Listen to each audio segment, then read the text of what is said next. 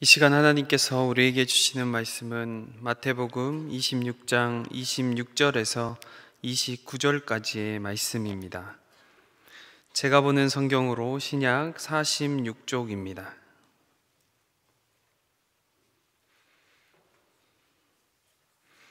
하나님의 말씀을 봉독하겠습니다.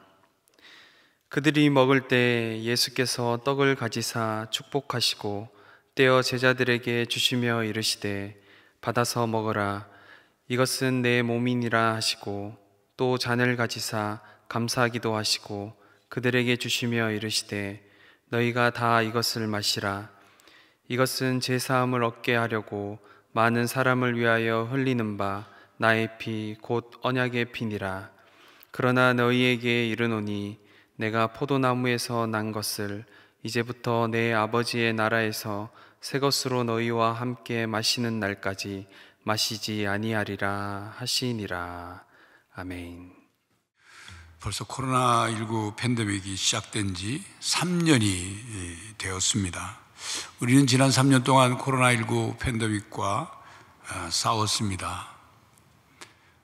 대면 예배 전면 금지, 또 식당 출입 제한, 끊임없는 발열 체크, 이런 조치가 내려졌습니다. 팬데믹 초기에는 코로나19 바이러스가 굉장히 두려웠죠.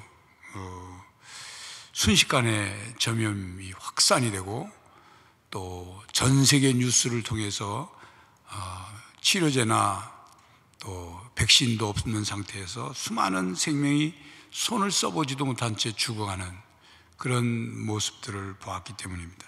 그래서 교회는 더욱 조심스럽고 어려웠었습니다. 그래 지난 코로나19 팬데믹 기간 중 한 차례 성찬 개인 키트를 사용해서 성찬식을 거행을 했습니다. 아직 코로나19 팬데믹이 종식되지 않았지만 오늘 성찬식을 거행합니다. 대림절 둘째 주일에 은혜와 소망의 식탁이 준비되어 있습니다. 예수님의 생애를 살펴보면 식탁과 관련된 중요한 사건들이 많이 있었습니다. 예수님은 베들레헴 마구간에서 태어나셨죠. 그래서 말구 위에 누우셨습니다. 말구이가 무엇입니까? 말밥통입니다. 조금 고급스러운 말로 말식탁이죠. 예수님은 태어나시자마자 말식탁 위에 누우셨습니다. 그렇게 삶을 시작하셨습니다. 공생애 이전에는 아버지 요셉이 하던 목수 일을 배워 아버지가 돌아가신 다음에 아버지 요셉을 이어 예수님이 가정의 경제를 책임지셨습니다. 목수 일을 하셨어요. 30세까지. 분명히 그 목수 일을 하시면서 식탁도 아마 예수님이 친히 만드셨을 것입니다. 그리고 공생애 때 예수님은 식탁에 둘러앉으셔서 식사하시며 말씀하시고 가르치시고 또 특별한 어떤 사건들이 식탁에서 있었습니다. 한 번은 바리새파 사람들과 율법 학자들이 예수님께서 죄인들과 먹고 마시며 어울린다고 불평하고 비난했습니다. 그런 그들에게 예수님이 뭐라고 말씀하셨습니까? 나는 의인을 구하러 온 것이 아니라 죄인들을 불러 회개시키러 왔다. 그렇게 대답하시면서 죄인들과 기꺼이 그 식탁에 앉아 함께 음식을 드셨습니다. 예수님은 그렇게 말하는 바리새인들과도 함께 식탁에 앉아 식사를 하시기도 하셨습니다. 또 요한복음 6장에 보면 보리떡 5개와 물고기 2마리로 5,000명이 넘는 사람들을 배불리 먹이신 그런 기적 사건이 기록이 되어 있습니다. 그 갈릴리 해변에 모인, 베세다 들판에 모인 그 많은 사람들이 그 기적의 식탁을 경험하고 각각 돌아가서 소문을 냈죠. 그 다음날 수많은 사람들이 예수님께 다시 찾아왔습니다. 기적의 식탁을 다시 배불리 해달라고 찾아왔죠. 그런 그들에게 예수님이 말씀하셨습니다. 자신은 하늘에서 내려온 생명의 떡이다. 그리고 예수님이 주실 떡은 세상의 생명을 위한 내 살이라, 그렇게 말씀하셨습니다. 요한복음 6장 51절 말씀입니다. 요한복음 21장에 보면 예수님이 부활하신 후 제자들이 부활하신 예수님의 빈 무덤을 가서 목격을 했죠. 그런데 그렇게 목격하고서도 예수님의 부활을 확신하지 못했습니다. 부활의 신앙이 확실히 세워지지 않은 상태였어요. 그래서 어떻게 했습니까? 제자들 몇이서 다시 우리는 물고기 잡으러 가자 하고 갈릴리 바다 물고기를 잡으러 갔습니다. 그물을 내렸지만 밤새도록 한 마리 잡지 못했습니다. 성경에 보면 그 밤새도록 잡지 못하는 제자들을 그 해변가에 서서 예수님이 지켜보고 계셨다, 서 계시더라, 그렇게 기록되어 있어요. 날이 밝아오자 예수님은 제자들을 만나셨고 제자들을 위해서 숯불 위에 생선과 떡을 준비하여 아침 식탁을 준비하셨습니다. 그리고 제자들과 함께 식사하셨어요. 예수님과 제자들과 함께 했던 그 식탁은 단순히 어젯밤 밤새도록 허탕친, 그래서 허기질 대로 허기진 그 제자들의 배를 채워주는 그런 식탁의 의미만이 아니었습니다.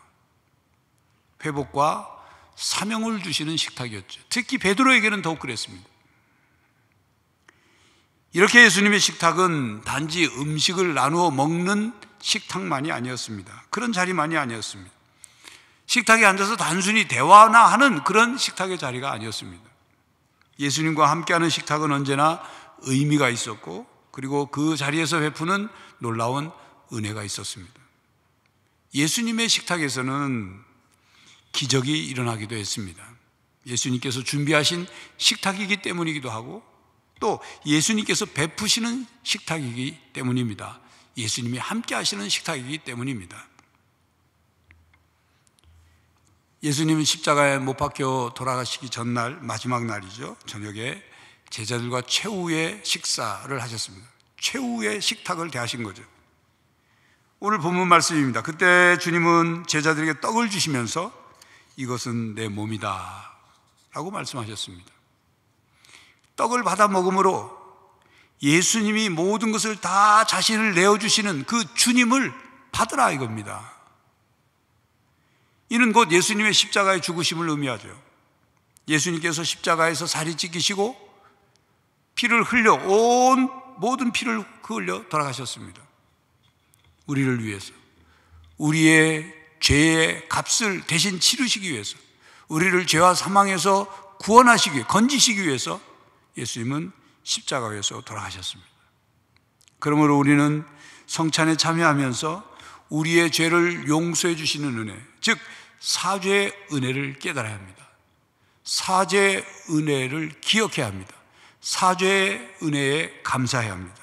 만약 사죄의 은혜를 깨닫지도 못하고 기억하지도 못하고 감사하지도 않은 채 성찬에 참여한다면 성찬을 통한 은혜를 우리는 기대할 수 없습니다.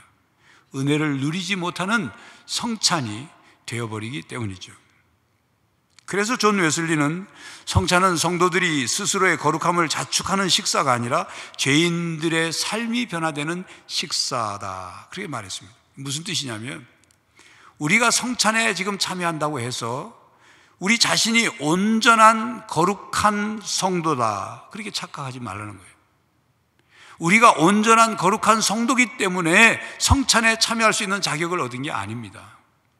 또한 성찬에 참여하면 내가 이 성찬 떡과 잔을 받아 마시면 나는 더 의롭게 된다, 그렇게 착각하지 말라는 거예요. 성찬의 떡과 포도주 자체가 우리를 의롭게 하는 게 아닙니다. 또한 내가 성찬에 참여하는 이 행위가 내 죄를 용서받고 또 그리스도와 온전히 하나 되게 하는 행위라, 그렇게 착각하지 말라는 거예요. 우리는 성찬에 참여하며 베푸시는 사죄의 은혜를 깨닫고 십자가의 은혜를 베푸신 주님께 감사하며 더욱 새롭게 변화되고자 다짐하고 더욱 새롭게 변화되는 삶을 살아가야 한다는 뜻입니다.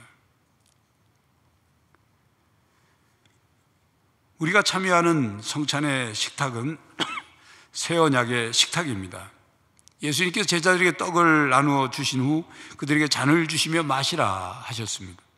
본문 27절 28절입니다. 또 잔을 가지사 감사기도 하시고 그들에게 주시며 이르시되 너희가 다 이것을 마시라. 이것은 죄 사함을 얻게 하려고 많은 사람을 위하여 흘리는 바 나의 피 곧 언약의 피니라. 잔에 담긴 포도주는 예수님께서 인간에게 죄사함을 얻게 하려고 십자가에서 흘리신 피다, 그 말입니다. 이건 내 피, 나의 피다.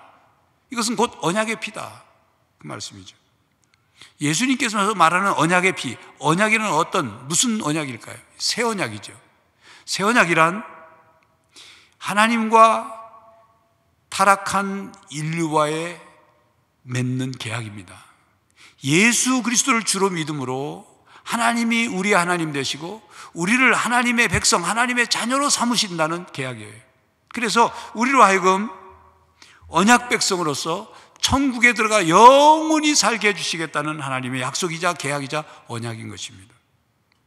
그러므로 형제자매 여러분, 성찬에 참여하면서 언약 백성으로서 새 언약의 영광을 누리게 될 것을 믿으시기 바랍니다. 본문 29절입니다. 그러나 너희에게 이르노니 내가 포도나무에서 난 것을 이제부터 내 아버지의 나라에서 새 것으로 너희와 함께 마시는 날까지 마시지 아니하리라 하시니라. 예수님께서 제자들에게 성찬의 포도주를 나누어 주신 후에 하신 말씀이에요. 예수님은 아버지 나라 천국에서 너희와 다시 함께 마시는 날이 될 때까지 예수님은 마시지 않겠다. 그러나 너희들은 이 성찬을 제정하니 지켜라, 그런 뜻으로 말씀하신 거예요. 그러니까 이 말을 다른 각도에서 보면 무슨 뜻입니까? 천국에서 예수님과 우리가 먹고 마시는 일이 있다, 그 말이에요. 요한계시록에도 보면 이 세상의 역사의 종말이 오고 그리고 최후의 심판이 있은 후에 하나님의 백성들이 하나님 앞에 모여서 천국 잔치하는 예언이 나옵니다. 잔치가 뭡니까? 그 잔치에는 기쁨이 있고 그 잔치를 즐기죠. 먹는 음식이 있어요. 그러니까 여러분, 천국에서 그냥 우리가 먹지도 않고 그냥 그렇게 지낸다고 생각하지 마십시오. 성경에 분명히 주님이 말씀하셨잖아요. 그러므로 우리가 이 땅에서 참여하는 성찬의 식탁은 소망의 식탁입니다. 하나님의 백성들이 성찬을 통하여 천국 잔치를 미리 경험하는 것입니다. 하나님 나라 백성들이 성찬의 식탁에 함께 참여하듯이 하나님 나라에서도 하나님의 백성들이 하나님의 천국 잔치에 참여하게 될 것입니다. 이렇게 하나님 나라에 초대받은 하나님의 자녀가 함께 참여할 천국 잔치를 미리 경험하고 맛보는 것, 그것이 성찬입니다. 예수님의 재림을 바라보며 미래의 은혜를 이 땅에서 미리 맛보는 예식, 바로 그것이 성찬입니다. 그러므로 형제자매 여러분, 사죄의 은혜를 깨닫고 또 새 언약의 은혜를 누리며 소망의 식탁에 참여하면서 천국에 대한 소망을 더욱 굳게 가지고 살아가는 우리 형제 자매들이 되시기를 간절히 바랍니다. 기도하겠습니다. 하나님, 우리를 하나님의 자녀 삼아주시고 하나님의 백성 삼아주셔서 천국에서 있을 천국 잔치를 소망하게 하시니 감사합니다. 우리가 천국에 들어가 영원히 살 것을 믿고 감사를 드립니다. 이제 성찬에 참여하며 우리의 신앙을 새롭게 하시고 또 주님이 다시 오심을 기다리며 천국 소망의 신앙을 더욱 굳건히 하게 하여 주시옵소서. 예수 그리스도의 이름으로 기도하옵나이다. 아멘.